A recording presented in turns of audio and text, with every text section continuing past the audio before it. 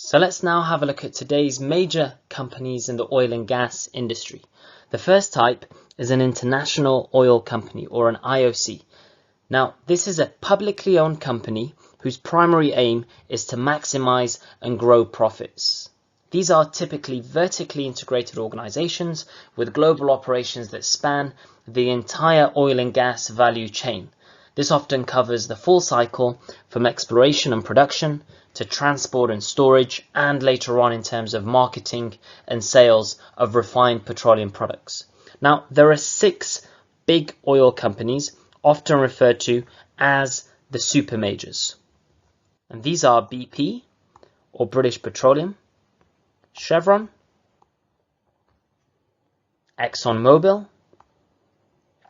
We also have Royal Dutch Shell, or Shell.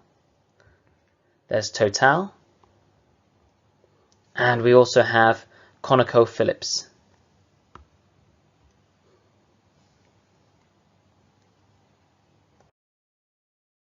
Now we also have national oil companies, or NOCs. These are majority state-owned oil companies that often have grown out of large domestic reserves. And their main objective is to both manage oil and gas production and to defend their national assets. Now the top 6 NOCs are Saudi Aramco, Gazprom from Russia. We also have NIOC, the National Iranian Oil Company. We have Pemex of Mexico. We also have PetroChina.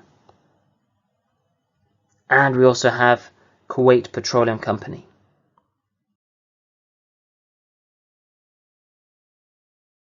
The third major category of firms in the oil and gas sector is oil field service companies, or OSCs.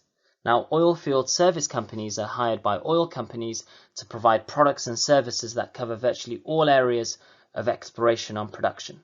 And they do the groundwork that's involved in finding and extracting oil and gas.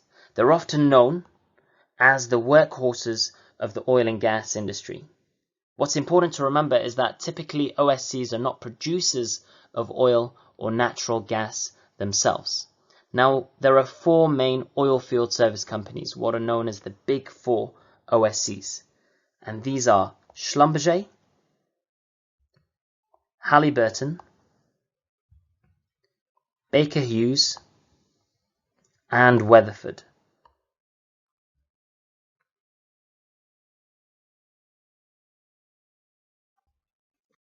Let's now have a look at the bigger picture. What we find is that the oil and gas industry consists of 3 separate but interdependent sectors, with each section linked to another in descending order.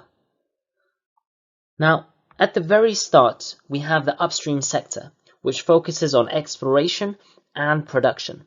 In the middle, we have the midstream sector, focusing on transportation of oil and gas. And at the very end, we have the downstream sector, which concentrates on processing and distribution. And typically, these 3 sectors are together called the energy value chain. And this energy value chain represents a series of activities that occurs to ultimately deliver a valuable product or service to the end user.